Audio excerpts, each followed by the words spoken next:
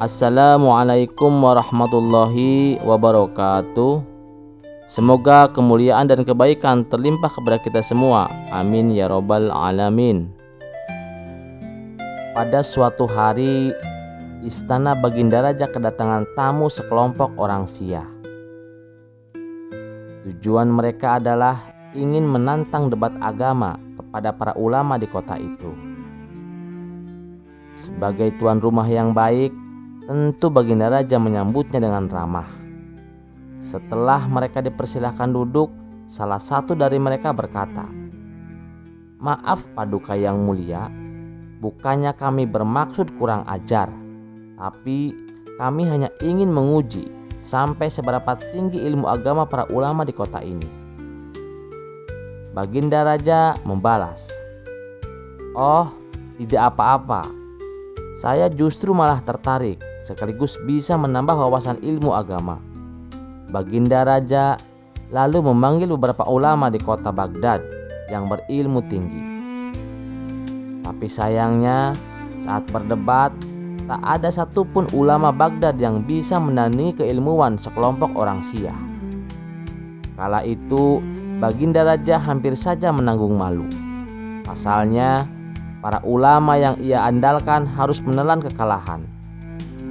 Tiba-tiba penasihat istana membisikkan sesuatu ke telinga Baginda Raja.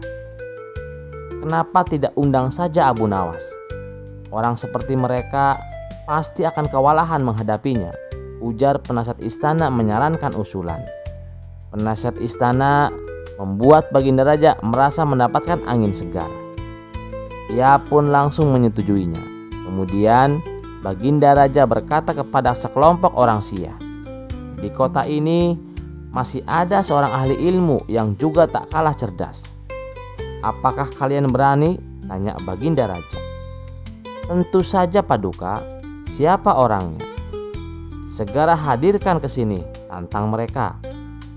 Maka diperintahkanlah beberapa pengawal istana untuk menjemput Abu Nawas di rumahnya.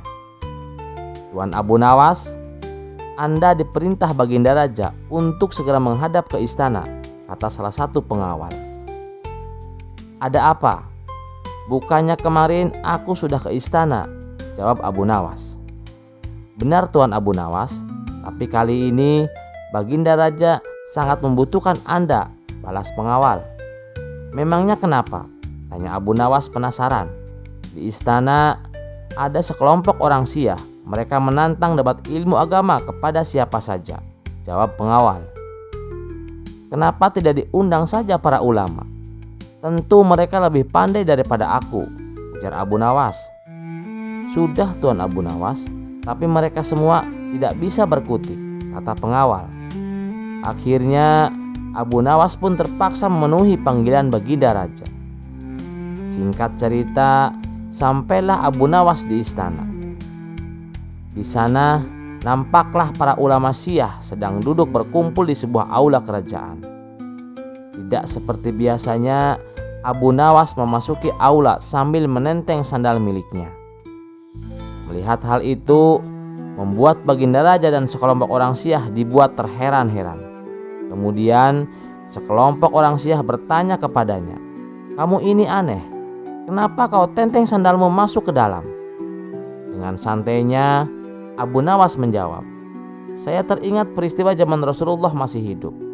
Para kelompok Syiah suka mencuri sandal, makanya saya bawa masuk takut sandal saya hilang." Jawaban Abu Nawas tersebut sontak membuat sekelompok orang Syiah semakin bertambah heran. Begitu juga dengan Baginda Raja. "Kamu jangan mengarang cerita palsu. Zaman Rasulullah ajaran Syiah belum ada," protes mereka. "Kalau begitu diskusi perdebatan kita selesai. Dari mana ajaran agama Islam kalian? Kalau di zaman Rasulullah saja belum ada Syiah," balas Abu Nawas. Kemudian Abu Nawas langsung loyor pergi meninggalkan mereka.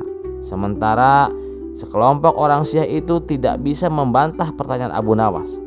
Baginda Raja yang menyaksikan hal itu seketika tertawa terpingkal-pingkal sambil memuji kecerdasan Abu Nawas.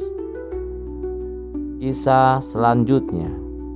Suatu hari di sebuah desa yang damai, ada sebuah musola sederhana yang sering dijadikan tempat berkumpul oleh masyarakat setempat. Mereka sering datang untuk menimba ilmu dan mendengarkan cerita dari Abu Nawas yang terkenal itu. Bukan hanya karena kecerdasannya, tetapi juga karena pemikiran yang bijaksana dan juga pendekatan dakwahnya yang penuh dengan kasih sayang. Semua orang sangat menghormatinya. Suatu hari, datanglah seorang ustadz muda yang dikenal memiliki pandangan Wahabi, seperti Wahabi lainnya. Ia yakin bahwa ajarannya adalah yang paling benar, dan dia mengklaim bahwa ajarannya adalah ajaran untuk kembali kepada Islam murni, seperti zaman Rasulullah SAW dan para sahabat. Dengan keberanian dan tekad bulat, ia datang dengan niat untuk berdebat dengan Abu Nawas, untuk mempertanyakan amalan-amalan yang menurutnya bid'ah dan tidak sesuai dengan ajaran yang ia yakini. Ustadz muda itu dengan penuh keyakinan dan merasa benar membuka perdebatan dengan suara yang lantang.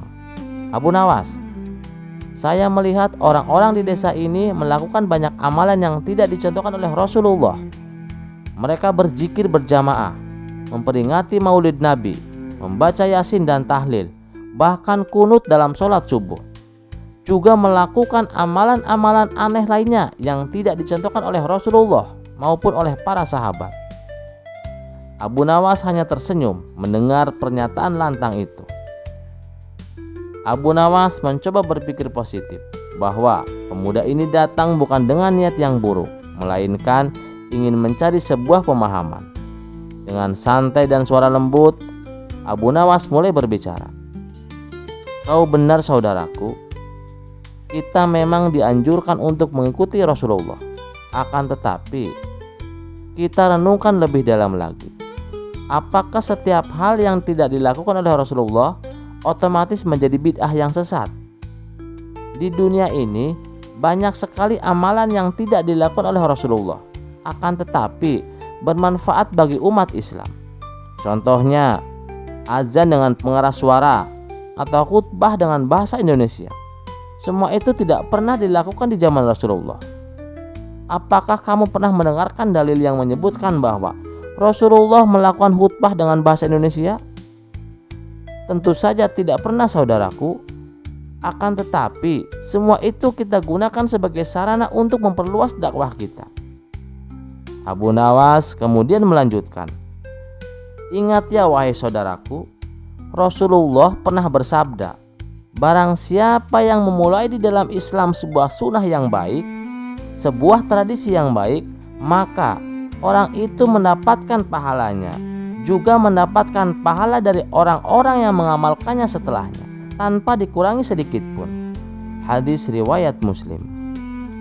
Dengan kata lain, selama sesuatu yang baru itu membawa kebaikan dan tidak melanggar syariat, maka itu tidak termasuk bid'ah yang menyesatkan. Mendengar jawaban Abu Nawas, Ustadz Wahabi itu terdiam. Ia tidak menyangka Abu Nawas akan memberikan jawaban yang begitu sederhana, namun logis. Baiklah Abu Nawas, tapi bagaimana dengan maulid Nabi? Bukankah maulid Nabi itu bid'ah Abu Nawas? Rasulullah tidak pernah merayakan kelahirannya. Rasulullah tidak pernah memperingati ulang tahunnya. Mengapa banyak orang merayakan maulid Nabi sekarang ini? Abu Nawas hanya tersenyum. Beliau paham ini topik yang sering menjadikan perdebatan di kalangan umat Islam. Saudaraku, merayakan maulid Nabi bukanlah bid'ah yang menyesatkan. Bila dilakukan dengan niat yang benar dan dengan cara yang sesuai dengan syariat, maulid Nabi adalah cara kita mengingat perjuangan Rasulullah. Apakah menurutmu salah apabila kita bersyukur atas kelahiran orang yang telah membawa rahmat bagi seluruh semesta alam itu? Bahkan Rasulullah sendiri pernah berpuasa di hari Senin sebagai bentuk syukur atas hari lahirnya beliau. Apakah kamu lupa jika Rasulullah pernah bersabda, hari Senin adalah hari di mana aku dilahirkan, dan pada hari itu pula wahyu diturunkan kepadaku. Hadis riwayat Muslim. Hadis ini menunjukkan bahwa Rasulullah mengenang hari kelahirannya dengan cara berpuasa. Oleh karena itu, maulid Nabi yang diisi dengan amalan-amalan kebaikan, membaca sholawat, tidaklah bertentangan dengan ajaran Islam. Ustadz Wahabi itu mengangguk-ngangguk. Ia tampak berpikir, akan tetapi ia menyela lagi.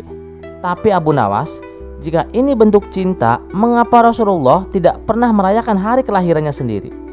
Tidakkah itu cukup menjadi dalil bagi kita agar kita tidak melakukan maulid Nabi seperti biasanya lagi, Abu Nawas? Abu Nawas pun tersenyum. Dengarlah saudaraku, Rasulullah mungkin tidak pernah merayakan kelahirannya secara formal, tidak merayakan maulid Nabi seperti kita. Akan tetapi dengan itu bukan berarti kita dilarang merayakan maulid sebagai bentuk kita menghormati Rasul kita. Selama perayaan maulid itu dilakukan dengan cara yang baik, tidak melanggar syariat, diisi dengan sholawat, kemudian mengingat ajaran Rasulullah, dan selanjutnya memperbaiki akhlak kita, tidak ada yang salah dengan itu. Apakah gara-gara kita syukur atas kelahiran Rasulullah, kita sedang dinilai berbuat dosa? Tentu saja tidak, saudaraku. Justru dengan mengingat kelahiran Rasulullah, kita bisa memperkuat cinta kita dan juga pengabdian kita kepada Allah dan Rasulullah. Lagi pula saudaraku, Rasulullah sendiri seperti kataku tadi, pernah berpuasa di hari Senin sebagai bentuk rasa syukur karena pada hari itu beliau dilahirkan. Ini adalah salah satu bentuk yang secara tidak langsung menunjukkan bahwa mengingat dan merayakan kelahiran Rasulullah bukanlah sesuatu yang dilarang. Perayaan Maulid Nabi hanyalah salah satu cara kita untuk mengingat dan meneladani Rasulullah SAW. Mendengar itu, Ustadz Wahabi muda itu mulai ragu dengan pandangannya. Akan tetapi, karena waktu sudah hampir maghrib, maka perdebatan antara Abu Nawas dan Wahabi tersebut tertunda, sehingga perdebatan kedua akan dilanjutkan pada esok harinya. Untuk kedua kalinya, Ustadz Wahabi menemui Abu Nawas. Saat itu, Abu Nawas sedang memberikan ceramah di hadapan para santrinya. Tiba-tiba, ia dikejutkan oleh kedatangan Ustadz Wahabi tersebut. "Hai saudaraku, ada keperluan apa kali ini hingga engkau kembali menemuiku?"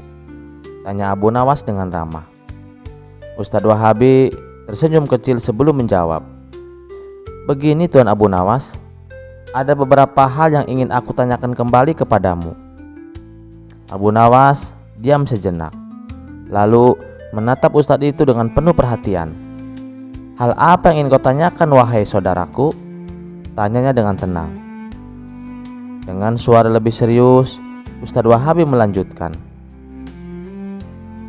"Tuan Abu Nawas, bagaimana dengan zikir berjamaah setelah sholat? Bukankah Rasulullah tidak pernah melakukannya secara berjamaah?" Abu Nawas pun tersenyum lagi.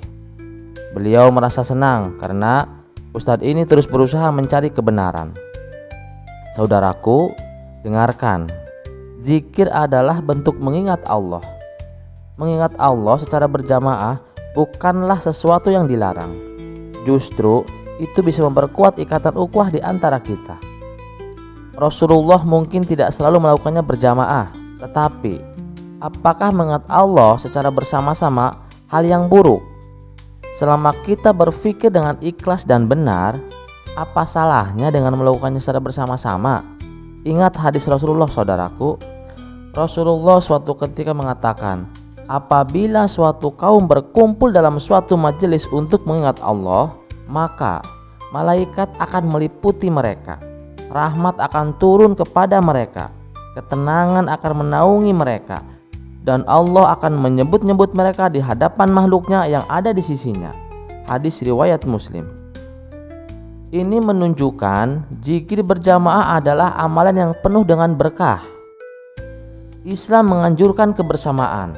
Dengan berzikir berjamaah, kita bisa saling mengingatkan dan juga memperkuat iman satu sama lainnya. Jangan hanya melihat bentuk luar amalan, tetapi lihatlah niat dan manfaatnya. Mendengar jawaban Abu Nawas, Ustadz Wahabi itu kembali terdiam. Kali ini dia mulai merasa pendekatannya terhadap amalan-amalan Islam mulai terasa kaku. Merasa belum puas dengan jawaban Abu Nawas, Wahabi itu kemudian beralih kepada isu yang lainnya. "Tuan Abu Nawas, bagaimana dengan kunut dalam sholat subuh? Saya sering mendengar kunut subuh tidak dilakukan oleh Rasulullah secara rutin. Lalu, mengapa Tuan dan santri-santri Tuan melakukannya itu setiap hari? Abu Nawas mendengarkan dengan tenang. Kemudian Abu Nawas menjawab, "Saudaraku, kunut subuh memang tidak dilakukan oleh Rasulullah secara terus-menerus. Namun, Imam Syafi'i menganjurkan kunut subuh secara rutin. Itu berdasarkan beberapa hadis Nabi dan amalan para sahabat Nabi. Ini adalah salah satu bentuk doa yang di dalamnya mengandung kebaikan, juga pelindungan bagi kita. Dan tidak ada dalil yang melarangnya, saudaraku."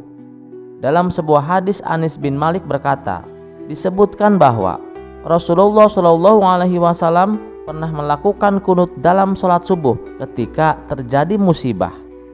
Meskipun ada perbedaan pendapat di kalangan ulama Imam Syafi'i yang berpendapat bahwa kunut subuh boleh dilakukan secara rutin karena ini adalah bentuk doa yang mengandung permohonan kebaikan dan juga perlindungan. Bukankah doa adalah salah satu cara kita mendekatkan diri kepada Allah? Jika kita bisa memperbanyak doa dalam berbagai kesempatan, mengapa harus kita batasi?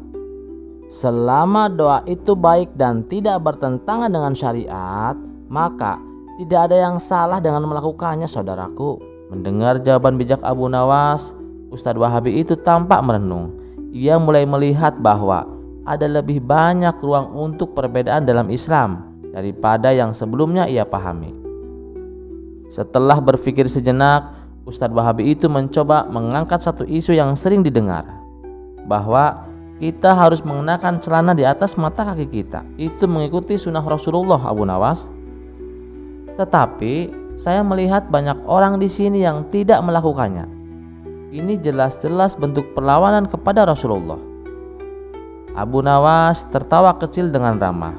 Beliau menjawab dengan lembut, "Saudaraku, memakai celana di atas mata kaki memang dianjurkan oleh Rasulullah, terutama untuk menghindari kesombongan. Namun, esensi dari sunnah ini bukankah semata-mata panjang pakaiannya, melainkan untuk menjaga kerendahan hati. Jangan sampai kita terlalu fokus pada hal-hal kecil seperti penampilan luar, kemudian melupakan hal-hal yang lebih penting seperti akhlak dan keikhlasan.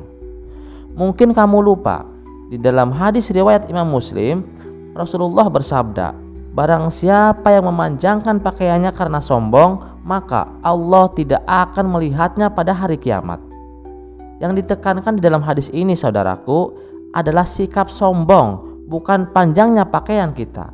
Oleh karena itu, yang lebih penting dari panjangnya pakaian adalah sikap rendah hati kita. Jika ada misalnya seseorang memakai celana panjang di bawah mata kaki tanpa memiliki niat sombong, apakah itu salah, saudaraku? Ingat, saudaraku, yang dinilai oleh Allah adalah niat kita, bukan sekedar bentuk luar dari amalan kita. Yang penting pakaian kita itu menutupi semua aurat kita. Mendengar jawaban Abu Nawas, Ustadz Wahabi itu mulai merasa bahwa ia telah terjebak dalam pemahaman hidup yang sempit. Ia mulai melihat banyak hal dalam Islam yang harus dilihat dengan hati yang luas, bukan hanya sekedar berdasarkan penafsiran yang kaku. Setelah berpikir sejenak, Ustadz Wahabi itu mengalihkan pembicaraan ke amalan yang sering dilakukan oleh masyarakat sekitarnya, yaitu pembacaan Yasin dan tahlil di malam Jumat. "Tuan Abu Nawas, saya sering melihat orang-orang di sini banyak yang membaca Yasin dan melakukan tahlil di malam Jumat. Perbuatan ini termasuk menghususkan sesuatu yang tidak ada contohnya dari Rasulullah. Rasulullah itu tidak pernah yasinan dan tahlilan di malam Jumat. Dan Tuan Abu Nawas harus tahu, menghususkan amalan adalah bid'ah, karena Rasulullah tidak pernah mengajarkannya untuk membaca Yasin atau tahlil secara khusus, apalagi di malam Jumat." Lagi-lagi Abu Nawas hanya tersenyum mendengar ocehan dari ustadz muda itu. Dengan bijak, Abu Nawas menjawab, "Saudaraku, sebetulnya kita itu pingin bisa membaca Yasin dan tahlil setiap hari, tapi kadang-kadang kesibukan kita menyulitkan, sehingga kita hanya mampu membacanya rutin setiap malam Jumat. ataupun hari Jumat saudaraku. Namun kita mengerjakannya di hari Selasa pun ya tidak apa-apa, atau kita mengerjakannya di hari Rabu juga nggak apa-apa. Kebetulan kita waktunya adanya malam Jumat, sehingga kita dengan masyarakat kompak kemudian membuat kesepakatan bahwa yasinan dan tahlilan kita lakukan di malam Jumat, supaya paling tidak dalam waktu 1 minggu sekali kita memaksa diri untuk membaca Al-Quran saudaraku. Jadi saudaraku, membaca surat Yasin di malam Jumat dan melakukan tahlilan bukanlah sesuatu yang menyalahi syariat. Justru ada beberapa dalil yang menunjukkan keutamaan membaca Quran, terutama membaca surat Yasin pada waktu-waktu tertentu, termasuk malam Jumat. Menghususkan waktu-waktu tertentu untuk beribadah, untuk membaca Al-Quran, selama tidak bertentangan dengan prinsip-prinsip syariat, bukanlah sesuatu yang dilarang saudaraku. Kamu pernah dengar tidak? Ada hadis yang diriwayatkan oleh Abu Hurairah radhiyallahu anhu. Rasulullah shallallahu alaihi bersabda, barang siapa membaca surat Yasin pada malam Jumat, maka Allah akan mengampuni dosa-dosanya. Hadis riwayat Al-Baihaqi. Ini menunjukkan adanya keutamaan membaca Yasin di malam Jumat. Adapun mengenai tahlilan saudaraku, isinya adalah kalimat tauhid. La ilaha illallah Muhammadur Rasulullah. Ini merupakan kalimat paling mulia di dalam Islam. Mengucapkan tahlil, baik itu sendiri-sendiri ataupun secara berjamaah, adalah bentuk zikir kepada Allah. Jadi apa salahnya jika kita melakukannya di malam Jumat atau kapan saja selama niatnya untuk mendekatkan diri kepada Allah? Ustadz Wahabi itu terdiam lagi. Ia tampak berpikir lebih dalam. Akan tetapi Abu Nawas melanjutkan ucapannya. Lagi pula saudaraku, di dalam Islam malam Jumat memiliki kedudukan yang sangat istimewa. Rasulullah Shallallahu Alaihi Wasallam bersabda, hari terbaik yang matahari terbit padanya adalah hari Jumat. Hadis riwayat Muslim. Oleh karena itu saudaraku, menghususkan ibadah tertentu pada malam Jumat seperti membaca Yasin ataupun tahlil, selama itu tidak dianggap sebagai ibadah wajib yang setara sholat ataupun puasa Ramadan, maka tidak ada yang salah dengan itu saudaraku. Mendengar itu, Ustadz Wahabi semakin bingung karena Abu Nawas mampu memberikan penjelasan dengan dasar-dasar yang kuat. Ia mulai merasa bahwa pemahaman yang ia bawa selama ini terlalu kaku dan tidak memberikan ruang bagi pemahaman yang lebih luas. Ustadz muda itu mulai merasakan beban di dalam hatinya. Setelah sekian lama mendebat, ia akhirnya menumpahkan pertanyaan yang sejak awal membayangi pikirannya. Tuan Abu Nawas, kita tidak boleh mengikuti ulama atau kiai, karena itu perkataan mereka Tuan. Karena mereka adalah manusia biasa, mereka bisa saja salah. Bukankah seharusnya kita hanya mengikuti Allah dan Rasulullah saja? Mengapa kita harus mengikuti ajaran ulama ataupun kiai? Mereka bukan nabi, bukan rasul, mereka tidak maksum. Mereka bisa saja salah Tuan Abu Nawas. Abu Nawas menatap ustadz muda itu dengan penuh kasih sayang. Di dalam hatinya ia merasa kasihan. Saudaraku, kamu benar bahwa kita harus mengikuti Al-Quran dan Sunnah. Namun jangan lupa Allah memerintahkan kita untuk bertanya kepada ahlinya jika kita tidak mengetahui sesuatu. Allah berfirman di dalam Al-Quran, maka bertanyalah kepada yang mempunyai pengetahuan jika kamu tidak mengetahui Al-Quran. Surat An-Nahl ayat 43. Ulama adalah pewaris Nabi saudaraku. Mereka menghabiskan hidup mereka untuk mempelajari Al-Quran, mempelajari Sunnah, mempelajari Islam, agar mereka bisa mengajarkannya kepada kita. Rasulullah Shallallahu Alaihi Wasallam bersabda, ulama adalah pewaris para nabi. Sesungguhnya para nabi tidak mewariskan dinar, tidak mewariskan dirham, tetapi mereka mewariskan ilmu. Barang siapa yang mengambilnya, maka telah mengambil bagian yang banyak. Hadis riwayat Tirmizi. Artinya apa saudaraku? Kita tidak boleh meremehkan peran ulama. Mereka adalah penerus ilmu Nabi. Mereka memberikan kita petunjuk berdasarkan Al-Quran dan Sunnah. Jika kamu tadi mengatakan ulama juga manusia yang bisa salah, itu benar saudaraku. Namun, para ulama adalah orang-orang yang mengabdikan hidupnya untuk mempelajari agama. Lalu, jika kita menolak dan tidak mau ikut ulama, dari mana kita akan belajar tentang Al-Quran dan hadis? Barang siapa yang belajar Al-Quran tidak kepada guru, maka dia belajar kepada syaitan. Semua ilmu yang kita terima hari ini itu berasal dari hasil jerihnya ulama-ulama kita dahulu, saudaraku. Mereka belajar bertahun-tahun, kemudian mereka menafsirkan, merumuskan, dan menjaga keutuhan ajaran Islam untuk kita pelajari, saudaraku. Ustadz Wahabi itu terdiam. Ia mulai memahami bahwa meskipun ulama bukanlah nabi, namun mereka bertanggung jawab menyampaikan ajaran agama.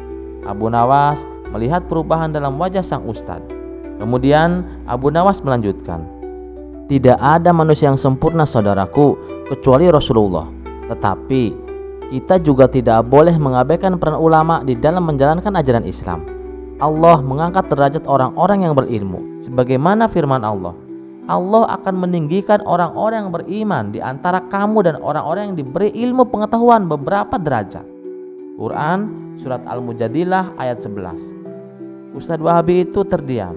Ia semakin yakin bahwa pandangan yang ia bawa selama ini terlalu sempit. Ia mulai merasakan keterbukaan di dalam hatinya.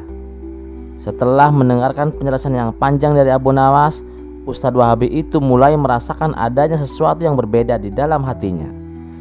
Ia tidak lagi merasa yakin dengan argumentasinya. Ia mulai meragukan kekakuannya. Pemahamannya ia semakin memahami Islam lebih dari sekedar penafsiran harifah terhadap kalam-kalam syariat. Tuan Abu Nawas, terima kasih atas semua penjelasan Tuan. Selama ini saya memahami agama dengan cara yang terlalu sempit. Selama ini saya selalu berpikir bahwa jika suatu amalan tidak dilakukan oleh Rasulullah, maka itu pasti salah, Tuan. Tapi sekarang saya melihat ada banyak cara untuk mendekatkan diri kepada Allah yang mungkin saya pahami sebelumnya. Abu Nawas pun tersenyum dengan penuh kasihan. Beliau senang melihat perubahan pada sang ustadz itu. Saudaraku, yang terpenting di dalam Islam adalah niat yang baik dan ikhlas. Kemudian, lakukan dengan cara yang benar. Rasulullah mengajarkan kita untuk bersikap bijak, berakhlak baik, dan memiliki hati yang terbuka. Kita itu hidup di dunia cuma sekali, saudaraku. Jangan terlalu kaku. Jangan cepat menyalahkan orang lain hanya karena mereka berbeda. Islam itu luas, saudaraku. Ada banyak jalan yang bisa membawa kita kepada Allah. Jadi, mulai sekarang jadikanlah agama ini sebagai jalan yang membawa kedamaian, agama yang menggembirakan, bukan sebagai alat untuk menghakimi orang lain. Ustadz Wahabi itu tertunduk. Ia merasa malu atas kelakuan sikapnya selama ini. Namun, di saat yang sama ia merasakan kedamaian yang belum pernah ia rasakan. Dengan berlinang air mata, Ustadz Wahabi itu mencium tangan Abu Nawas sebagai tanda hormat dan rasa syukur. Ia merasa hatinya lebih ringan dan damai. Hatinya merasa lega. Terima kasih Tuan Abu Nawas. Saya akan berusaha menjadi seorang muslim yang lebih baik. Saya belajar dari kebijaksanaan Tuan. Alhamdulillah saudaraku, kita semua masih belajar. Ingatlah, Islam adalah agama yang luas dan penuh kasih sayang.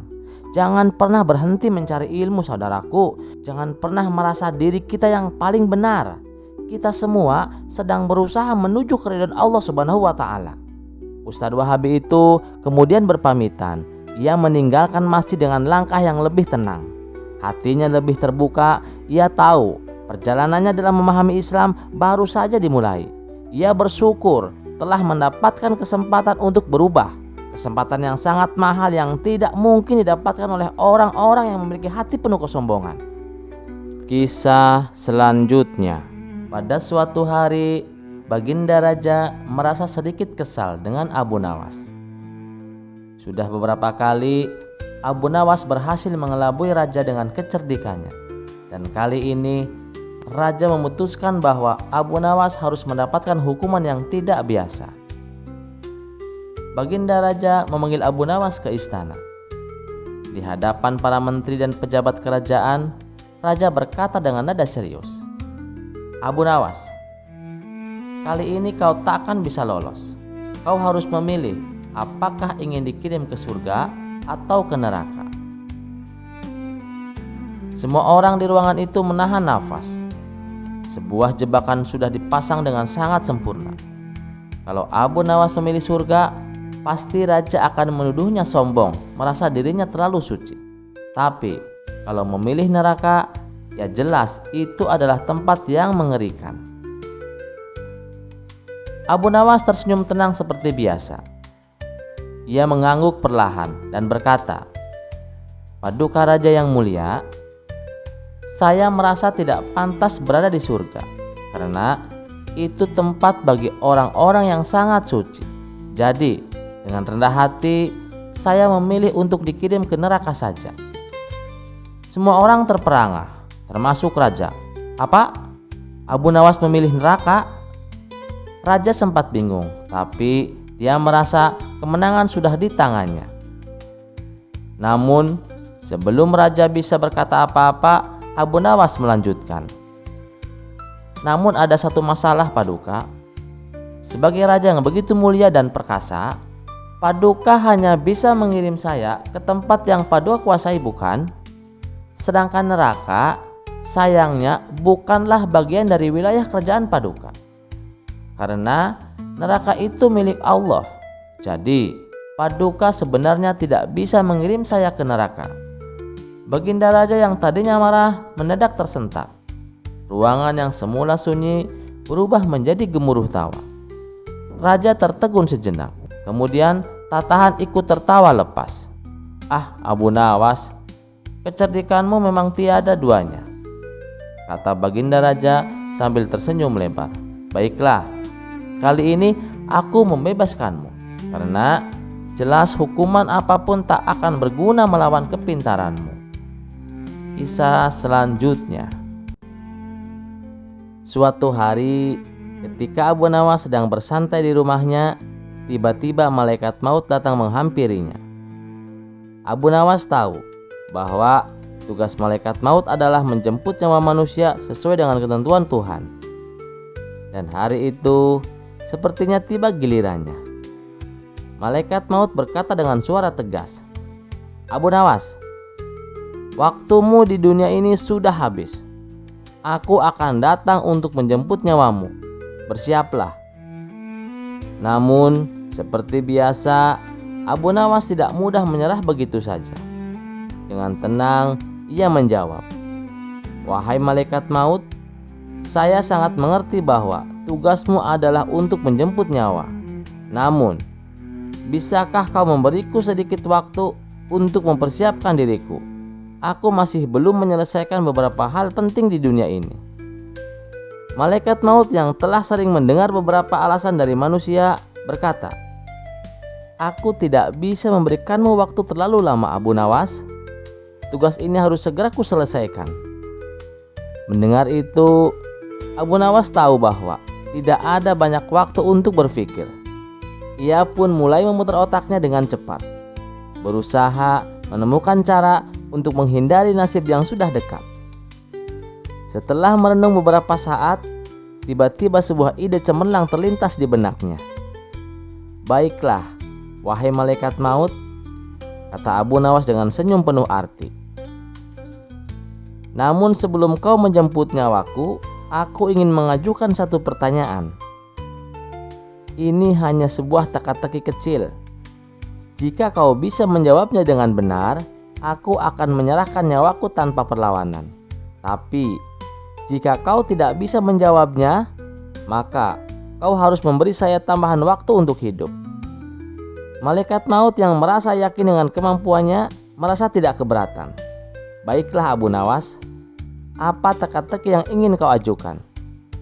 Abu Nawas pun tersenyum dan berkata, "Begini, jika kau bisa menjawab di mana sebenarnya tempatku saat ini, maka aku akan menyerahkan nyawaku tanpa syarat." Malaikat maut sedikit terkejut dengan pertanyaan itu. Dengan tenang, ia menjawab, "Tentu saja kau berada di sini, di depan rumahmu. Bukankah itu jelas?" Abu Nawas menggelengkan kepala sambil tersenyum lebih lebar.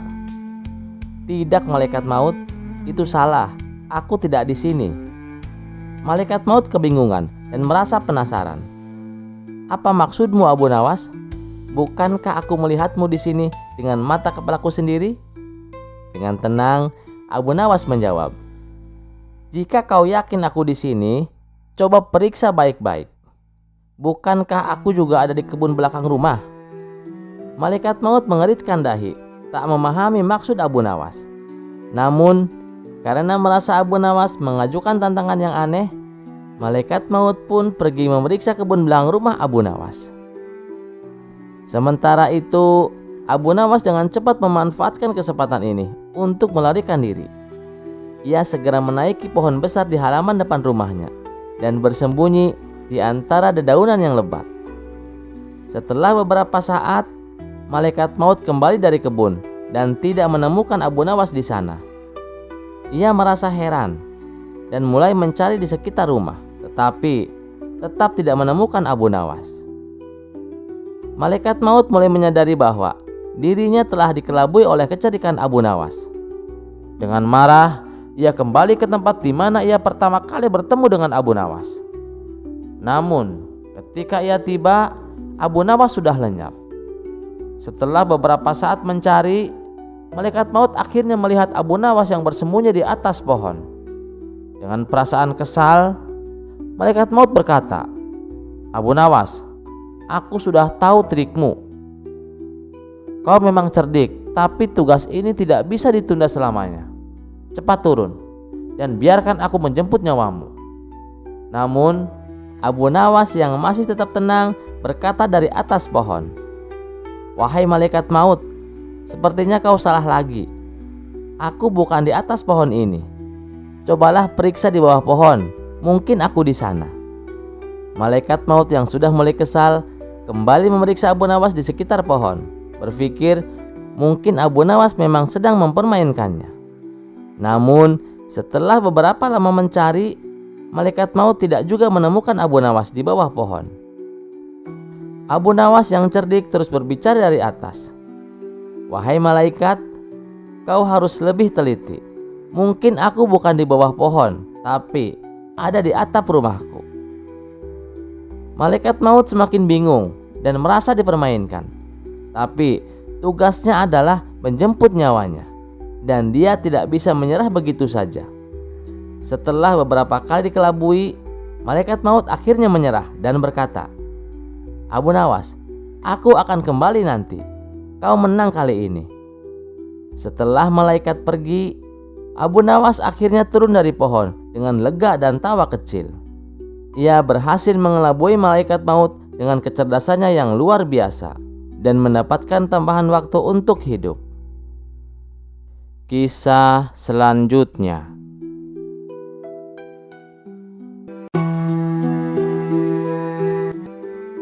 Sebagai seorang muslim, Abu Nawas sudah pasti mengimani bahwa kelak di alam kubur ia akan didatangi oleh dua malaikat, yakni malaikat munkar dan malaikat nakir.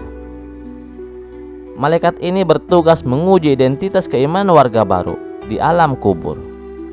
Pertanyaan yang diajukan malaikat itu mestinya tidak sulit, karena semua muslim sudah mendapatkan bocorannya. Ada 6 soal yang ditanyakan malaikat itu. Man robuka, siapa Tuhanmu? Madinuka, apa agamamu? Man nabiyuka, siapa nabimu? Ma kitabuka, apa kitabmu? Aina kiblatuka, di mana kiblatmu? Ma ihwanuka, siapa saudaramu? Sudah barang tentu Abu Nawas hafal di luar kepala dengan pertanyaan dan jawabannya. Masalahnya adalah dua malaikat yang datang itu melakukan teror dalam menguji. Selain berwajah seram dan menakutkan, makhluk ini amat kasar. Malaikat nakir bahkan membawa alat pemukul yang tanpa ampun akan menghajar pendatang baru yang salah dalam menjawab. Pokoknya, mental dan iman perlu tangguh untuk menghadapi teror seperti itu. Dan tidak semua peserta ujian bisa lulus, biarpun dia cerdas dan hafalnya ciamik sekalipun. Tak ayal, Abu Nawas pun terkadang bertanya-tanya pada diri sendiri, mampukah ia kelak menjawab pertanyaan kedua malaikat kubur itu? Sedangkan melihat fisik keduanya pun sudah terbayang begitu menakutkan. Abu Nawas memang bukan Umar bin Khattab yang konon berani melawan dua malaikat itu. Saat didatangi kedua malaikat Munkar dan Nakir, Umar justru balik menggeretak. "Lalu, siapa Tuhanmu?" tanya Umar. Kedua malaikat itu akhirnya mengenali siapa yang dihadapinya.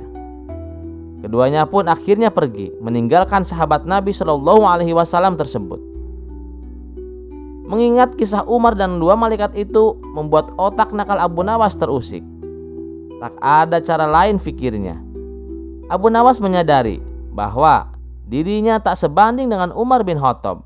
Itu sebabnya ia mencari jalan lain, jalan mengelabui dua malaikat tersebut. Umar justru balik menggertak. "Lalu, siapa Tuhanmu?" tanya Umar. Kedua malaikat itu akhirnya mengenali siapa yang dihadapinya.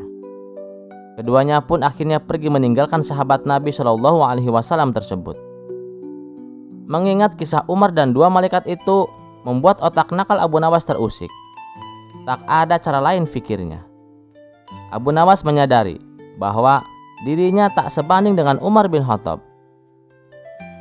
Itu sebabnya ia mencari jalan lain, jalan untuk mengelabui dua malaikat tersebut. Intinya, Abu Nawas ingin menyiasati bagaimana terhindar dari ujian malaikat Munkar dan Nakir. Abu Nawas lalu memberikan wasiat kepada keluarganya agar saat kelak dia meninggal dikafani dengan kain kafan yang sudah sangat usang. Keluarganya tentu saja bertanya-tanya, "Wasiat kok aneh begitu?" celetuk sang istri. Abu Nawas tak banyak komentar. "Sudah, pokoknya lakukan saja apa yang aku katakan," katanya dengan tegas. Benar saja, saat Abu Nawas meninggal, istrinya pun menjalankan wasiat itu, mencarikan kain kafan lusuh untuk membungkus jenazahnya. Sesaat setelah Abu Nawas dikuburkan, datanglah dua malaikat, Munkar sebagai malaikat penanya di alam kubur, dan malaikat Nakir yang bertugas sebagai pemberi siksa kubur. Kedua malaikat itu siap memberikan pertanyaan kepada Abu Nawas. Hanya saja, sebelum malaikat Munkar menjalankan tugasnya, ia terheran-heran melihat kain kafan Abu Nawas. Ini penghuni lama," celetuk malaikat Munkar. "Coba lihat, kafannya saja sudah lusuh," lanjutnya. "Tapi ini tanahnya galian baru," bantah malaikat Nakir meragukan. Kedua malaikat itu pun ragu. Keduanya saling adu pendapat. Satu malaikat yakin kalau ini adalah mayat baru. Yang satunya meragukan lubang kubur yang mereka datangi ini dimasuki penghuni baru. Setelah perdebatan cukup lama, kedua malaikat memutuskan tetap menanyai Abu Nawas. "Siapa Tuhanmu?" ujar sang malaikat kepada Abu Nawas dengan suara menggelegar. Abu Nawas benar-benar ketakutan. Maka ia pun tak langsung menjawab. Setelah hening sesaat, Abu Nawas menyahut, "Apa kalian tidak salah alamat? Lihat, kain kafanku ini kan sudah usang. Berarti aku ini bukan penghuni lama, ya kan?" Kedua malaikat terdiam. Mereka memandangi Abu Nawas di sekujur tubuhnya. Memang kain kafan yang dipakainya sangat usang, namun tanahnya masih baru. Keduanya pun bertanya-tanya, apa mereka sedang dikibuli? Kisah selanjutnya. Dikisahkan ada seorang pemuda yang suka membuat onar di pasar. Terkadang tanpa sebab ia memukul pedagang yang tak sengaja menghalangi jalannya. Dan apabila ia membeli sesuatu, ia tak pernah membayar. Akibat perilakunya ini, para pedagang menjadi jengkel. Akan tetapi, mereka tak berani melawannya. Itu dikarenakan si pemuda adalah anak menteri istana. Sehingga kalau sampai bermasalah dengannya, bisa-bisa urusannya menjadi runyam. Pernah pada suatu hari, ada salah satu pedagang yang menghajar si pemuda karena saking emosinya. Menteri istana yang tak terima anaknya dipukul langsung memenjarakan si pedagang dan dilarang berjualan di pasar. Padahal si pedagang hanya membela diri karena dipukul duluan oleh si pemuda. Merasa selalu dibela ayahnya, kian hari kelakuan anak menteri semakin bertambah kurang ajar. Akhirnya para pedagang mendatangi rumah Abu Nawas untuk meminta bantuan kepadanya. "Bagaimana ini Abu Nawas? Apa yang harus kita lakukan?" tanya mereka. "Kalau dia memang keterlaluan, laporkan saja kepada Tuan Hakim," saran Abu Nawas. "Percuma Abu Nawas, kami sudah pernah melakukannya, tapi Tuan Hakim tak berani bertindak," ujar mereka. Mendengar itu, Abu Nawas pun menduga kalau Tuan Hakim telah disuap oleh Menteri Istana. "Ya sudah, begini saja. Besok aku akan pura-pura jadi pedagang. Nanti kalau anak menteri itu berbuat macam-macam, kita keroyok saja rame-rame," kata Abu Nawas. "Waduh, kalau itu kami tidak berani Abu Nawas. Bisa-bisa kami semua masuk penjara," sahut mereka. "Kenapa takut? Bukankah kalian hanya membela diri?" timpal Abu Nawas. "Ya benar, tapi kami bisa kena pasal main hakim sendiri," jelas mereka. "Oh, jangan khawatir soal itu. Biar aku yang bertanggung jawab. Aku jamin kalian tidak akan dihukum," balas Abu Nawas. Mereka pun sepakat dengan cara Abu Nawas. Singkat cerita, pada keesokan harinya datanglah si pemuda ke pasar. Seperti biasa, ia akan kembali berbuat onar yang meresahkan para pedagang. Ketika pandangannya tertuju kepada Abu Nawas, anak menteri itu segera menghampirinya. Ia tidak tahu kalau orang yang dihadapinya adalah Abu Nawas. "Hai Pak Tua, kau pedagang baru ya?" tanya si pemuda. "Iya benar," jawab Abu Nawas. "Enak sekali kamu. Siapa yang memberi izin jualan di sini? Kalau mau jualan, jangan di dalam pasar, di luar aja sana," kata si pemuda. "Tapi pasar ini kan tempat umum. Siapa saja boleh berjualan di sini," balas Abu Nawas. Tak terima dengan perkataan tersebut, si pemuda segera menghancurkan semua dagangan Abu Nawas. Tentu saja, Abu Nawas tak tinggal diam. Dia memberi isyarat kepada seluruh pedagang untuk bersama-sama menghajarnya. Sontak, si pemuda menjadi kalang kabut. Pukulan demi pukulan menghujam di seluruh tubuhnya. Ia pun merintih kesakitan dan berteriak, "Akan kuadukan kalian kepada ayahku," ancam pemuda itu sambil menangis. Mendapati anaknya yang babak belur, Menteri Istana segera menyuruh para pengawal untuk menangkap para pedagang yang telah menganiaya anaknya. Kemudian mereka semua dibawa ke pengadilan untuk mempertanggungjawabkan perbuatannya. "Siapa yang paling bertanggung jawab atas perbuatan kalian?" tanya Tuan Hakim. Abu Nawas pun segera berdiri. "Saya yang bertanggung jawab karena ini adalah ide saya," jawab Abu Nawas. Mengetahui Abu Nawas adalah dalang di balik semua ini, Menteri Istana dan Tuan Hakim seketika terkejut. Pasalnya, mereka berdua akan berurusan dengan seseorang yang dekat dengan Baginda Raja. "Wahai Tuan Abu, kenapa kau terlibat dalam perkara ini? Dengan tidak mengurangi rasa hormat, tolong Anda jangan ikut campur urusan kami," kata Menteri Istana. "Ini jelas-jelas menjadi urusanku. Anakmu telah menghancurkan daganganku dan dia juga berani mengusirku," jelas Abu Nawas. Mendengar itu, semakin bertambah kaget Menteri Istana dan Tuan Hakim. "Waduh, celaka. Kita harus bagaimana?" tanya Menteri Istana kepada Tuan Hakim. "Jangan khawatir. Aku tetap bisa membuat mereka mendapat hukuman. Serahkan saja padaku," jawab Tuan Hakim. "Baiklah Abu Nawas, apa yang membuatmu dan kawan-kawanmu melakukan pengeroyokan kepada anak Menteri Istana?" tanya Tuan Hakim. "Begini Tuan Hakim, dia selalu membuat onar di pasar sehingga para pedagang menjadi resah," jawab Abu Nawas. "Tapi Abu Nawas, apapun alasannya, kalian semua harus dihukum," balas Tuan Hakim. "Kenapa begitu? Kami kan hanya membela diri," ujar Abu Nawas. "Ya benar Abu Nawas, tapi undang-undang di negeri ini melarang adanya main hakim sendiri," terang Tuan Hakim. "Loh, siapa bilang kami main hakim sendiri? Kami justru main hakim rame-rame. Dan itu tidak ada dalam undang-undang," bantah Abu Nawas. Perkataan Abu Nawas ini membuat Tuan Hakim tak berkutik dan tak bisa mendebatnya. "Wahai Tuan Hakim, kalau kalian masih bersikeras ingin menghukum kami, maka aku akan bawa masalah ini ke istana Baginda Raja. Dan satu hal lagi, wahai Menteri Istana, bila anakmu masih membikin onar, kami akan membuat dia mengalami luka yang lebih parah," ancam Abu Nawas. Akhirnya setelah kejadian itu, anak Menteri Istana tak berani lagi memasuki pasar. Kisah selanjutnya.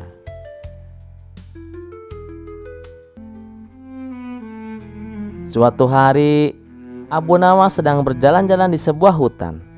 Seperti biasa, ia memikirkan berbagai hal sambil menikmati suasana alam yang tenang. Namun, ketenangan itu tidak berlangsung lama. Tiba-tiba, ia bertemu dengan seorang laki-laki tinggi besar yang wajahnya sangat menyeramkan. Lelaki itu mendekati Abu Nawas dengan cepat, dan ternyata ia adalah seorang setan yang ingin mencelakakan Abu Nawas. Setan itu berkata, "Hai Abu Nawas, aku sudah lama memperhatikanmu. Aku tahu kau terkenal cerdik, tapi kali ini kau tidak akan bisa lolos dariku. Aku akan mencelakaimu." Abu Nawas yang tak pernah kehilangan akal merasa bahwa ia harus menggunakan kepintarannya untuk mengatasi situasi ini. "Wahai setan," kata Abu Nawas, "jika memang kau ingin mencelakaiku, setidaknya beri aku satu permintaan terakhir sebelum kau melakukan apapun kepadaku." Setan itu tertawa terbahak-bahak. "Baiklah, aku akan memberi satu permintaan. Apa yang kau inginkan?" Dengan wajah tenang, Abu Nawas berkata, "Aku hanya ingin menunjukkan sesuatu kepadamu. Aku punya kekuatan magic yang luar biasa, dan aku yakin kau tidak bisa menandinginya. Jika kau bisa melakukan apa yang aku lakukan, aku akan menyerah kepadamu." Setan yang sombong itu merasa tertantang. "Aku adalah makhluk yang jauh lebih kuat darimu. Tunjukkan padaku, dan aku akan melakukan hal yang sama." Abu Nawas kemudian duduk di bawah sebuah pohon besar, lalu menggali lubang kecil di tanah. Setelah itu, ia mengeluarkan sebuah botol dari saku bajunya, menuangkan air ke dalam lubang dan menutupinya dengan kain. "Sekarang," kata Abu Nawas, "coba kau masuk ke dalam lubang kecil ini dan keluarlah dari sisi yang lain. Jika kau berhasil, aku akan menyerah kepadamu." Setan merasa ragu, tapi kesombongannya mendorongnya untuk mencoba tantangan Abu Nawas. "Apa susahnya masuk ke dalam lubang kecil seperti itu?" pikirnya. Setan kemudian berubah menjadi asap tipis dan masuk ke dalam lubang yang telah dibuat Abu Nawas. Namun, begitu ia masuk, Abu Nawas dengan cepat menutup lubang itu rapat-rapat dan mengikat kain di atasnya dengan kuat. Setan yang terperangkap di dalam lubang mulai panik, tetapi ia tidak bisa keluar. Abu Nawas telah menipu setan dengan kecerdikannya. Dari dalam lubang, setan berteriak-teriak meminta dilepaskan. "Abu Nawas, lepaskan aku! Lepaskan aku, Abu Nawas! Aku berjanji tidak akan mengganggumu lagi," katanya dengan putus asa. Abu Nawas tersenyum puas. "Wahai setan, kau sudah meremehkan kecerdikanku. Aku akan melepaskanmu, tapi ingatlah, kau tidak boleh lagi mendekati manusia dan mencelakakan mereka." Setan yang ketakutan itu langsung setuju. "Baiklah, aku berjanji." Akhirnya Abu Nawas melepaskan setan itu dari perangkapnya, dan setan pun segera melarikan diri tanpa menoleh ke belakang. Sejak saat itu, setan tersebut tidak pernah berani mendekati Abu Nawas atau manusia lainnya. Kisah selanjutnya. Pada suatu hari, hiduplah seorang pria kaya raya di Baghdad yang merasa dirinya memiliki segalanya: tanah luas, rumah mewah, dan harta yang berlimpah. Namun, meskipun kaya, pria ini sangat serakah. Ia ingin menambah kekayaannya dengan cara apapun. sampai-sampai harus mengambil milik orang lain. Suatu hari, pria itu melihat Abu Nawas sedang berjalan-jalan di pasar. Pria itu tahu bahwa Abu Nawas terkenal sebagai orang yang cerdas, tetapi ia berpikir bahwa kali ini ia bisa menipu Abu Nawas dengan mengambil keuntungannya. "Abu Nawas," panggilnya, "aku punya tanah di sebelah rumahmu. Bagaimana kalau kita berbagi udara di atasnya? Aku jual udara di atas tanah itu kepadamu." Abu Nawas mengerutkan dahinya mendengar permintaan aneh tersebut. Ia tahu pria kaya itu ingin menipunya, tetapi Abu Nawas tidak memperlihatkan tanda-tanda keberatannya. Sebaliknya, ia tersenyum kecil dan berkata, "Baiklah, aku setuju. Berapa harga yang harus aku bayar untuk udara di atas tanah itu?" Pria kaya itu senang mendengar jawaban Abu Nawas. "Bagaimana kalau 1000 keping dinar?" tawarnya dengan suara penuh kesombongan. Ia berpikir bahwa Abu Nawas pasti kebingungan untuk membayar sesuatu yang sebenarnya tidak berwujud, yaitu udara. Tanpa ragu, Abu Nawas setuju. Lalu ia berkata, "Baiklah, besok pagi aku akan membawakan uangnya. Bersiaplah untuk menandatangani surat jual beli udara." Keesokan harinya, Abu Nawas datang membawa kantong penuh dinar. Pria kaya itu tersenyum puas, membayangkan dirinya akan semakin kaya. Setelah surat jual beli udara selesai ditandatangani, Abu Nawas menyerahkan uang tersebut. Tetapi saat pria kaya itu hendak pergi, Abu Nawas memanggilnya. "Tunggu dulu," kata Abu Nawas. "Karena sekarang udara di atas tanah itu milikku, maka kau tidak boleh lagi menggunakan udara itu tanpa izinku." Pria kaya itu bingung. "Apa maksudmu?" tanyanya dengan nada curiga. Abu Nawas menjelaskan dengan tenang. "Kau telah menjual udara di atas tanahmu kepadaku. Jadi, jika kau ingin berdiri di atas tanah itu, kau harus membayar untuk menggunakan udara yang berada di atasnya." Pria kaya itu terkejut. "Tapi bagaimana bisa begitu? Aku masih bisa berdiri di atas tanahku sendiri." Abu Nawas tertawa kecil.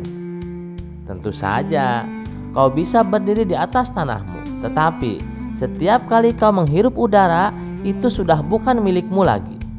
Udara itu milikku sekarang, dan jika kau ingin terus menggunakan udara di atas tanah itu, kau harus membayar sewa kepadaku." Mendengar penjelasan Abu Nawas, pria kaya itu mulai panik. Bagaimana mungkin ia bisa menggunakan tanahnya tanpa menghirup udara? Menyadari bahwa ia terjebak oleh kecerdasan Abu Nawas, pria kaya itu akhirnya memohon agar Abu Nawas membatalkan kesepakatan tersebut. "Aku menyerah, Abu Nawas.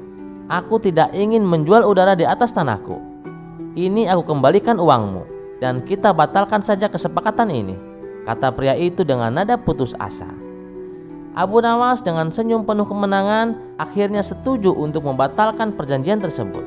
Namun, ia memberikan pelajaran kepada pria itu. "Ketahuilah saudaraku, keserakahan bisa membuat orang lupa akal sehat. Jangan pernah mencoba mempermainkan orang lain hanya demi keuntungan pribadi."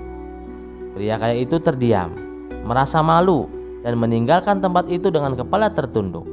Sejak saat itu, ia tidak pernah lagi mencoba menipu orang, terutama Abu Nawas. Cerita ini mengajarkan kita bahwa keserakahan dapat membuat seseorang kehilangan akal sehat dan akhirnya terperangkap dalam jebakan yang ia buat sendiri. Kecerdikan Abu Nawas dalam menghadapi situasi ini bukan hanya lucu, tetapi juga memberikan pelajaran moral yang berharga sebelum kita terlelap. Kisah selanjutnya. Cerita ini dimulai ketika suatu hari Abu Nawas menemukan halaman rumahnya sedang digali oleh beberapa orang. Mereka bekerja keras, menggali tanah, melempar batu, dan membuat kekacauan di rumah Abu Nawas. Abu Nawas yang terkejut bertanya kepada mereka, "Apa yang kalian lakukan di sini?" Salah seorang dari mereka menyerahkan surat yang berisi perintah raja. Surat itu menyatakan bahwa mereka diperintahkan untuk mencari harta karun yang konon terkubur di halaman rumah Abu Nawas. Abu Nawas pun tak bisa menolak karena ini adalah perintah raja. Namun setelah beberapa lama, para penggali tidak menemukan apapun. Mereka meninggalkan halaman rumah Abu Nawas yang hancur berantakan tanpa rasa tanggung jawab. Abu Nawas merasa marah dan mulai memikirkan cara untuk membalas dendam tanpa menentang raja secara langsung. Keesokan harinya, Abu Nawas datang ke istana dengan membawa piring yang tertutup kain. Dia menghadap raja dengan tenang dan berkata, "Paduka, makhluk-makhluk ini telah mencuri makanan saya." Raja yang penasaran membuka kain penutup piring itu. Ternyata di dalamnya hanya ada segerombolan lalat yang berterbangan keluar. "Lalat-lalat ini telah mencuri makanan saya," kata Abu Nawas dengan serius. Raja tertawa mendengar pertanyaan Abu Nawas yang absurd itu. Tetapi dengan nada bercanda, dia memberikan surat perintah kepada Abu Nawas untuk memburu lalat. Abu Nawas menerima surat itu dengan senang hati. Dengan surat perintah dari raja, Abu Nawas berkeliling pasar, memukul lalat yang hinggap di buah-buahan yang dijual oleh para pedagang. Namun, karena memukul lalat, Abu Nawas malah merusak buah-buahan tersebut. Para pedagang marah dan melaporkan ke raja tentang kerugian yang mereka alami. Raja pun memanggil Abu Nawas ke istana. "Abu Nawas, apa yang kau lakukan? Kenapa kau merusak barang-barang dagangan di pasar?" tanya raja dengan nada marah. Namun Abu Nawas dengan tenang menunjukkan surat perintah dari raja yang mengizinkannya memburu lalat. Tak berhenti di situ, saat raja tengah berbicara, seekor lalat hinggap di pundaknya. Dengan gerakan cepat, Abu Nawas memukul lalat itu. Namun, pukulannya terlalu keras hingga raja kesakitan. Meskipun begitu, Abu Nawas tetap menunjukkan surat perintahnya kepada raja, membuktikan bahwa tindakannya sah sesuai perintahnya raja sendiri. Akhirnya, raja hanya bisa tertawa terbahak-bahak melihat kecerikan Abu Nawas. Ia sadar telah dikerjain dengan cara yang sangat cerdas. Dan meskipun kesal, raja tidak bisa menghukum Abu Nawas karena semua tindakannya dilakukan atas dasar surat perintah raja sendiri. Kisah ini menggambarkan betapa liciknya Abu Nawas dalam menghadapi kekuasaan. Namun, kecerdasannya selalu membawa tawa dan pelajaran tanpa merugikan siapapun. Kisah selanjutnya. Tak hanya cerdik dan jenaka, Abu Nawas juga dikenal sebagai orang alim yang jujur. Kejujurannya inilah yang membuat Raja Harun al-Rasyid semakin menyayanginya. Namun tidak semua percaya dengan kejujuran Abu Nawas. Tidak tanggung-tanggung, mereka kaum jin. Abu Nawas memang selalu berhasil mematahkan teka-teki dengan alasan yang masuk akal. Sepak terjangnya yang demikian itulah membuat penasaran kaum jin dan ingin mengujinya. Para jin akhirnya sepakat ingin menguji Abu Nawas. Apakah benar-benar jujur, apakah tidak? Apakah Abu Nawas lulus dalam kejujuran itu? Berikut kisahnya. Assalamualaikum warahmatullahi wabarakatuh.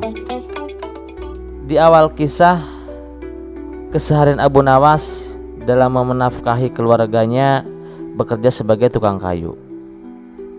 Setiap pagi Abu Nawas rajin ke hutan untuk menebang kayu dengan kapak andalannya. Lalu kayu tersebut dijualnya ke pasar dan uangnya untuk menafkahi keluarganya. Suatu ketika saat Abu Nawas dalam perjalanan menuju hutan, kapak yang biasa dibawanya terjatuh ke dalam jurang. Tanpa kapaknya, otomatis ia tidak bisa bekerja seperti biasanya. Karena kapak itu adalah satu-satunya peralatan yang ia punya. Kejadian tersebut lantas membuat Abu Nawas bersedih hati. Ia pun lalu memutuskan untuk pulang. Dalam perasaan yang sangat sedih itu, tiba-tiba di tengah perjalanan datanglah jin yang menyamar sebagai seorang laki-laki tua berbaju merah. Jin itu datang dan menggoda Abu Nawas yang kondisinya sedang labil. "Hei Abu Nawas, kenapa kamu kelihatan bersedih?" tanya jin itu. "Iya kek, kapak saya satu-satunya telah jatuh ke jurang. Kalau begini, bagaimana saya bisa bekerja?" jawab Abu Nawas dengan nada sedih. "Oh, Begitu. Tenang, saya akan bantu mengembalikannya untukmu, kata jin itu kembali. Tak berapa lama kemudian sang jin pun turun ke bawah jurang. Ternyata jin tersebut memiliki keinginan untuk menguji kejujuran Abu Nawas yang sering didengarnya. Terbesit di benak jin untuk memberikan kapak yang lain yang terbuat dari emas. Apa reaksi Abu Nawas nantinya? Hai Abu Nawas, apakah ini kapakmu? Tanya jin itu. Bukan, kapak saya jelek kok, jawab Abu Nawas. Jin itu kembali turun ke jurang dan kali ini ia memperlihatkan kapak yang gagangnya berlapis mutiara dan intan kepada Abu Nawas. Apakah ini kapakmu, wahai Abu Nawas? Tanya jin itu kembali. Bukan itu kapak saya. Kapak saya sudah jelek kok, tegas Abu Nawas. Untuk ketiga kalinya, jin itu turun ke jurang dan memperlihatkan kapak yang biasa Abu Nawas gunakan. Nah, iya, itu baru kapak saya, sahut Abu Nawas kegirangan. Jin itu pun kagum dengan kejujuran Abu Nawas. Ia pun mengakui bahwa Abu Nawas seorang yang jujur. Jin itu berkata kepada Abu Nawas, hai Abu Nawas, seandainya kau mengaku kalau kapak emas adalah milikmu, tentu aku akan memberikannya kepadamu. Meskipun aku tahu kamu berbohong, akan tetapi kamu malah berkata jujur apa adanya. Abu Nawas pun menjawab, saya adalah orang yang selalu bersyukur dengan apa yang saya punya, dan saya tidak mau mengambil sesuatu yang bukan hak saya. Bagiku, kapak jelek itu adalah rezeki yang luar biasa, karena dengan kapak itulah aku bisa bekerja secara halal dan mendapatkan kayu-kayu untuk aku jual. Rasa syukur? Tanya jin itu dengan heran, seolah-olah jin tidak percaya. Iya, karena rasa syukur itulah yang membuatku tidak mau mengambil barang yang bukan haknya aku dan membuatku bersikap jujur, tegas Abu Nawas. Dengan tersenyum, jin itu kembali berkata kepada Abu Nawas, oke, karena kejujuranmu dan rasa syukurmu, wahai Abu Nawas, maka ketiga kapak ini akan aku berikan kepadamu. Kemudian jin itu pergi meninggalkan Abu Nawas. Sementara Abu Nawas pulang dengan membawa 3 kapak jelek yang biasa ia pakai, kapak yang terbuat dari emas, dan kapak yang gagangnya berlapis mutiara dan intan. Semua itu Abu Nawas dapatkan karena sifat jujur dan selalu bersyukur apa yang ia punya. Di esok harinya, ketika Abu Nawas kembali mencari kayu bakar di hutan, jin yang pernah menolong Abu Nawas tersebut mengamati gerak-geriknya. Dalam hati jin itu berkata, Abu Nawas memang manusia yang jujur, tidak tergoda oleh harta. Puji jin tersebut. Tapi bukankah laki-laki paling mudah tergoda bila dihadapkan dengan wanita? Aku ada ide untuk kembali menguji kejujuran Abu Nawas, ucap jin tersebut. Sementara Abu Nawas masih sibuk mencari kayu di hutan, jin itu segera pergi ke rumah Abu Nawas. Sesampainya di rumah Abu Nawas, jin tersebut mendapat istrinya yang sedang menyuci pakaian. Tanpa pikir panjang, jin itu langsung menculik istri Abu Nawas dan menyembunyikannya di alam jin. Setelah beberapa lama kemudian, pulanglah Abu Nawas ke rumahnya dengan membawa kayu bakar yang banyak. Wahai istriku, aku sudah pulang. Aku mendapatkan kayu banyak sekali, kata Abu Nawas kegirangan. Berkali-kali Abu Nawas memanggil istrinya, namun tidak ada jawaban sama sekali. Abu Nawas pun mulai kesal. Ia lalu mencari istrinya ke belakang, tapi istrinya tidak ada. Ia hanya mendapati setumpuk cucian baju yang tidak sempat diselesaikan. Jangan-jangan istriku jatuh sakit, pikir Abu Nawas mulai khawatir. Ia segera bergegas menuju kamar, akan tetapi di kamar pun istrinya tidak ada. Abu Nawas pun menjadi panik. Ia mencoba mencari ke seluruh ruangan. namun ia tak juga menemukan istrinya. Abu Nawas lalu bertanya kepada para tetangga tentang keberadaan istrinya. Akan tetapi tak ada satupun dari mereka yang tahu atau bahkan sekedar melihatnya. "Kamu di mana, wahai istriku?" ucap Abu Nawas dengan raut muka yang sedih. Di saat ia sedang termenung di depan rumahnya, datanglah jin yang menculik Abu Nawas. Dengan menyamar sebagai kakek tua dengan baju yang sama, baju merah. "Hai Abu Nawas, kenapa kamu terlihat murung?" tanya kakek tua itu. "Istriku hilang, kek, dan aku tidak tahu di mana," jawab Abu Nawas. "Oh begitu, aku bisa mengembalikan istrimu," kata kakek itu kepada Abu Nawas. "Apakah kamu mau?" tanya kakek itu melanjutkan. "Tentu saja, saya pasti mau," jawab Abu Nawas. Sejenak Abu Nawas terdiam dan teringat dengan si kakek tua. Bukankah orang ini kakek tua sakti yang tempo hari menolongku mengembalikan kampak hilang? Hilangnya istriku pasti perbuatan kakek tua ini. Ia ingin mengujiku lagi, pikir Abu Nawas.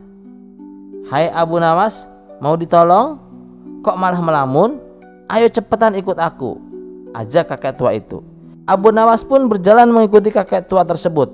Setelah sampai di tempat yang sepi, kakek itu berkata kepada Abu Nawas, "Kamu tunggu di sini dulu, aku akan pergi sebentar." Tak lama berselang, kakek itu kembali bersama seorang wanita cantik jelita, laksana putri kerajaan. "Hai Abu Nawas, apakah ini istrimu?" tanya kakek tua itu. Abu Nawas memandang wanita itu dari ujung rambut sampai ujung kaki. "Iya benar, itu istriku," jawab Abu Nawas singkat. Mendengar jawaban Abu Nawas, jin yang menyamar menjadi kakek tua tampak marah. "Kamu bohong Abu Nawas, aku tahu kalau ini bukan istrimu. Kali ini kamu tidak jujur gara-gara wanita. Dasar buaya darat," ucap kakek tua penuh emosi. "Tenang dulu kek, jangan emosi begitu. Sebenarnya aku tahu itu memang bukan istriku. Tapi kakek ingatkan tempo hari ketika kakek membantuku mengembalikan kapak. Nah, dari itulah kalau aku menjawab bukan, pasti kakek akan kembali dengan wanita kedua yang lebih cantik dari wanita pertama. Dan bila aku menolaknya lagi, barulah kakek akan membawakan istriku yang sebenarnya. Setelah aku mengakuinya, lalu kakek pasti akan menghadiahkan kedua wanita cantik itu kepadaku. Kemudian aku pulang dengan 3 wanita yang menjadi istriku. Kakek kan tahu sendiri, kerjaanku adalah penebang kayu dari hutan. Pinggangku sering sakit dan tidak mungkin kuat jika harus melayani ketiga istriku. Karena itulah aku cepat-cepat mengakui wanita itu adalah istriku," ujar Abu Nawas menjelaskan. Kakek tua pun langsung tertawa terpingkal-pingkal mendengar alasan Abu Nawas. "Baiklah, aku kembalikan istrimu. Ternyata kamu bukan hanya jujur, tapi kamu juga cerdik Abu Nawas." Jin yang menyamar menjadi kakek tua tersebut kemudian menghilang seketika. Terima kasih sudah mendengarkan cerita pengantar tidur ini. Semoga teman-teman semua selalu diberi kesehatan dan dimudahkan rezekinya. Amin ya robbal alamin. Mimpi indah selalu menceriti Anda. Sampai jumpa di cerita selanjutnya. Jangan lupa like dan subscribe channel Teman Mimpi. Wassalamualaikum warahmatullahi wabarakatuh. Di suatu sore yang teduh, Abu Nawas melamun seorang diri. Ia terlihat sedang merenungkan seluruh dosa-dosa yang telah ia lakukan. Tidak lama kemudian, datanglah seorang pemuda yang tak ia kenal. Si pemuda itu segera menghampiri Abu Nawas dan berkata sambil menangis, "Wahai Tuan Syekh, tolonglah aku, kasihanilah aku." "Ada apa denganmu, wahai anak muda?" tanya Abu Nawas. "Aku telah melakukan banyak dosa, dan aku tidak tahu apakah Allah akan berkenan menerima taubatku," jawab si pemuda. "Bertobatlah, wahai anak muda, karena rahmat Allah sangatlah luas, balas Abu Nawas. Tapi aku malu, wahai Tuan Syekh. Aku malu kepada Allah dengan dosa-dosa yang ada pada diriku, ujar si pemuda. Dosa apa yang sudah kau lakukan? Tanya Abu Nawas. Aku telah banyak melakukan dosa besar, dan aku sering melalaikan perintahnya, jawab si pemuda. Wahai anak muda, aku pun telah banyak berbuat dosa, bahkan mungkin lebih banyak darimu. Tapi jangan pernah putus asa dengan rahmat-Nya. Yakinlah bahwa Allah pasti akan mengampunimu, tutur Abu Nawas. Dengan dosaku yang besar ini, aku sangat malu. Andaikan aku bisa menipu Tuhan, mungkin aku tak seputus asa ini.